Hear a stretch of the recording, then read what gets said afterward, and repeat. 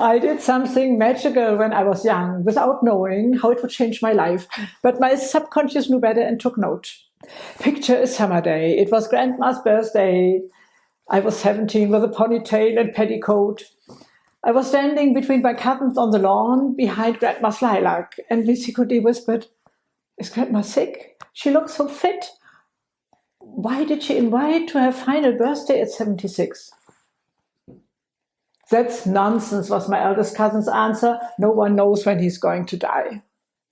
But I felt so sorry for Grandma. How terrible to think this was her last birthday. I stood bolt upright and made a decision. I'm not going to be like Grandma. Today, I decide I'm going to live until I'm 120, and if I have to go at 100, that's also okay too. Grandma celebrated 10 times her last birthday. It wasn't until I was over 50 that I was asked, "Why aren't you afraid of being old?" I realized I was too young for such thoughts. I'm going to be 120 years old. I had eternalized that fact. I really can recommend it. I tell you something. I'm 72 and I know it. It's so great being old. Old age is like being young, but better. But even if we rely on normal statistical figures, the age between 60 and 90 is just as long as between 30 and 60. We get the same life package again, but this time without stress. No sleepless nights because one of our children is sick, or we are worried about our jobs or finances or whatever else may torment us back. This is a time to make our dreams come true we didn't have time for at a young age. We have an incredible life experience. We, like everyone, have gone through defeats and crises. Yes, we have suffered, but we have learned from them. It's like a footballer. When does he go off the pitch victorious and say, "Wow, I cracked it"? It's not when the opponents respectfully moved out of his way and the goalkeeper says, "Here's your goal." No, it's when he's worked hard for it, when he's earned it. That's like we have done it in our life too. We had to fight our way through. That has made us strong.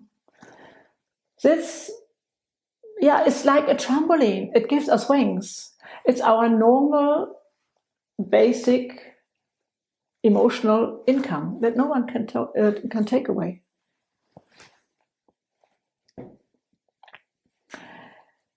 The images of age in our heads are more likely to hinder us than to help us.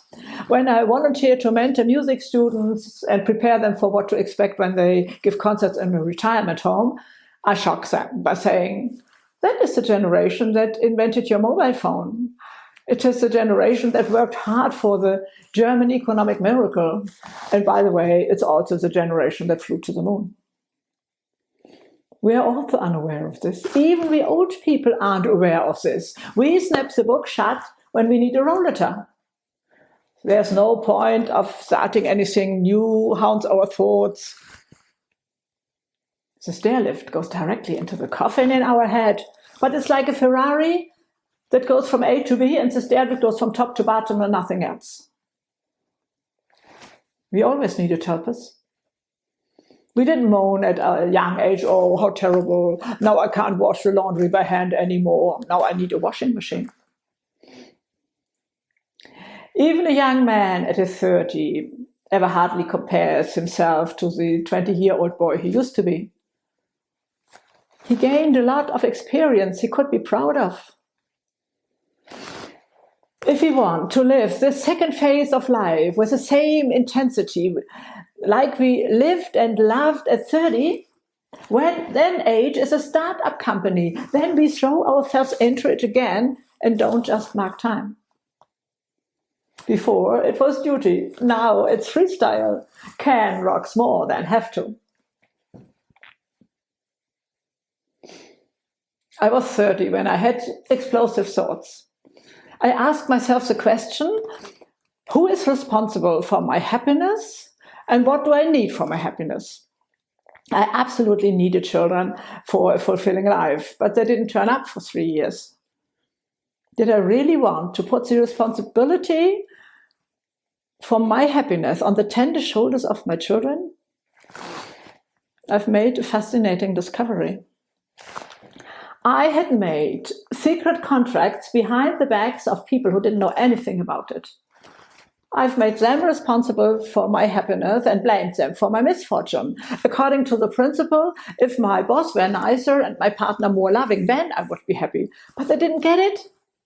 No one stood there in the morning, asked, what shall I put into your diary today? What do you need for your happiness today, next week, next month? No. I had to do it myself. I probably got this from childhood. When my parents had time for me and my sisters let me play along, then I was happy. And if they didn't, I thought they were stupid and I was sad. But you can't transfer this into adult life. We alone are responsible for our happiness, and that is pure freedom. No longer being dependent on situations or people gives us wings. It turned out that the others had closed such deals with me behind my back. I had to be responsible for their happiness. That is the first thing I had to change.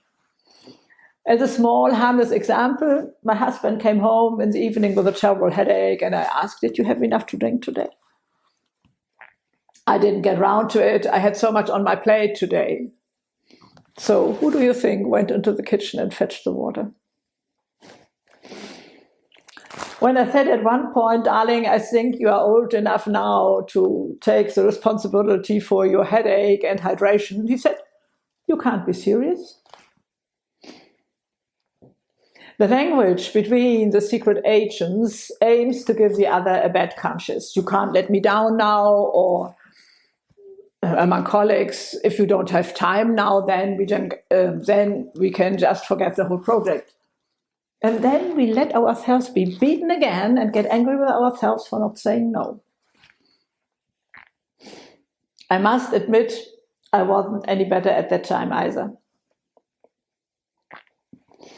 When I asked my husband if he wanted to go on a bike ride with me, and he answered he would rather watch Formula One, I sat down next to him and moaned, but it would have been good for you. You've been sitting in the office all week.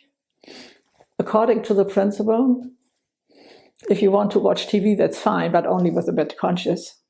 What is that about? If that is his way of having a good time and filling up his happiness tank, that's perfectly fine. I can go on a bike ride myself, and nowadays I feel blessed going to the opera alone and no one is sitting next to me struggling to stay awake. Now the thought that being responsible for your own happiness has something to do with selfishness may have made a brief appearance. I also belong to such type of person who is familiar with sentences like, don't think so highly about yourself, don't make yourself the center of attention. But it's far removed from being selfish. We alone have the responsibility for our happiness. Only if we are doing well, we can be there for others. If we just imagine completely exhausted parents of young children or elderly people caring for their partner, we know very well how little energy is left for loving care. But when our happiness tank is full, we can set the world on fire. Then love can flow again. So in my opinion, not caring for ourselves is failure to render assistance. It's like in the plane. Only when we put on ourselves the oxygen mask, then we can be there for others.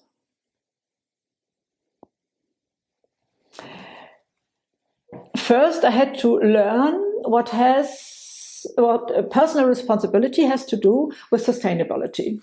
I have the incredible privilege of having a film about me on the United Nations platform called Sustainability: How Other Countries Deal with Age. My first bestseller invited me to the talk shows and got me this request. I immediately understood the second line, how other countries deal with age. But what had it to do with sustainability? Okay, the Federal Ministry of Education and Research hits the nail on the head by saying sustainability means living today in such a way that I can live well also in the future, just like the people around me and the future generations. What does it mean when we look at the resource of life? It's limited, we know that. But what is my responsibility? Okay, nutrition, sport, exercise, at a young age as well as at my age. That keeps my body going. But how about my emotion? From the point of view of sustainability, continuous whining is an environmental burden. It doesn't just get me down, but also my environment and also my children. Are we always aware of this? Of course, we sometimes have to mourn, but using this as a dating platform to find kindred spirits, it's dangerous. When I moan about my boss or my colleagues, I immediately find allies and sympathy. But on this platform are only whiners that pull each other down. So why am I doing this? Well, do I want more tender, loving care, more helpfulness, recognition? The price is high.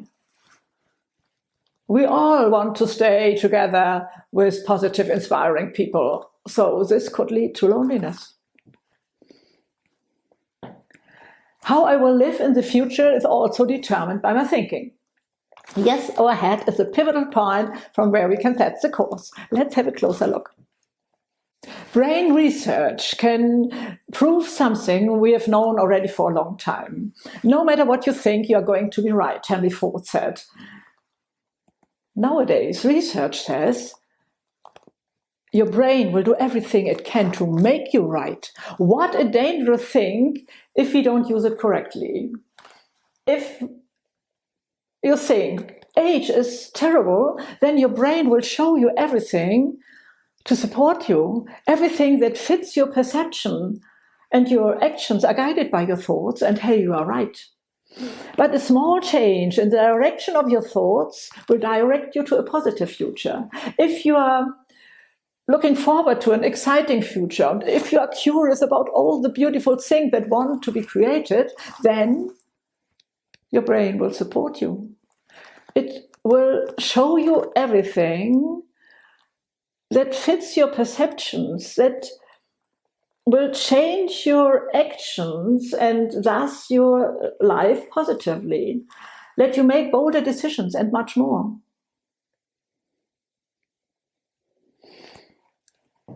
Brain research knows that our brain works like a Google search engine. It pre-sorts. When I'm only on the net to closely follow disasters or listen to music, then the search term of Christmas will find me burning houses due to burning Christmas trees, whereas someone else can listen to beautiful Christmas music.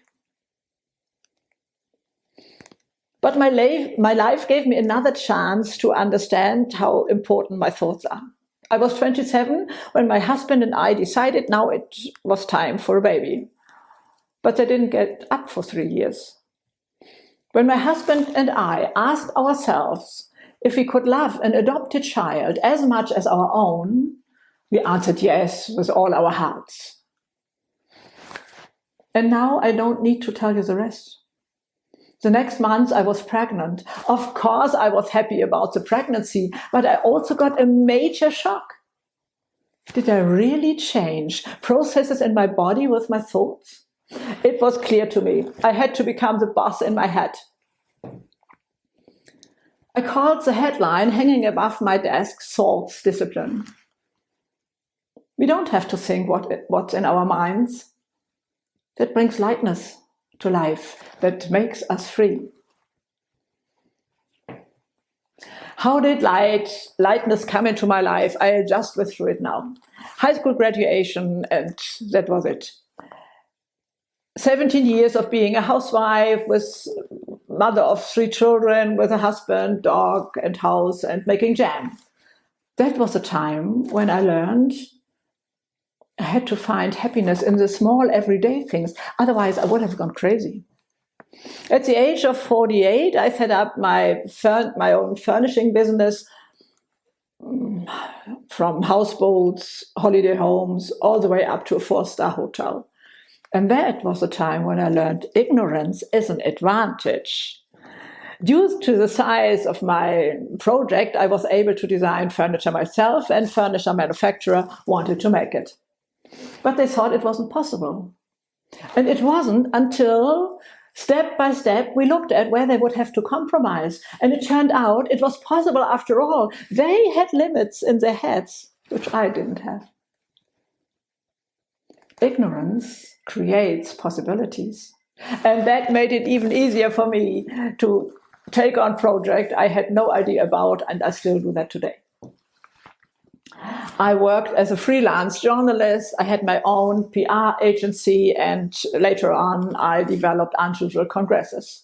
With 60, I became a model, and with 66, when others retire, I went online and set up my own YouTube channel where I tell the world how great it is to be old and what we can do ourselves to create more lightness in life. Just look at the last 2 years. 2 Spiegel magazine bestsellers brought me the invitation for the talk shows, and the United Nations made a film about me, as I told you already. I became a podcaster. I stood as speaker on stages. I wrote columns, and yes, I opened up the economic market for the bestseller, for the best ages, which were previously only been full of rubber stockings and magnesium. Thanks to my magical decision when I was young, I'm now in the heyday of my life at the age of 72. When I was 30, 40, 50, no one could have guessed what talents wanted to come to life. And I'll throw this ball to you now. There is so much that needs to be lived. The world needs people like you. Expect the best of life. You are entitled to it. Live your fullest version like you order your car, with all the extras.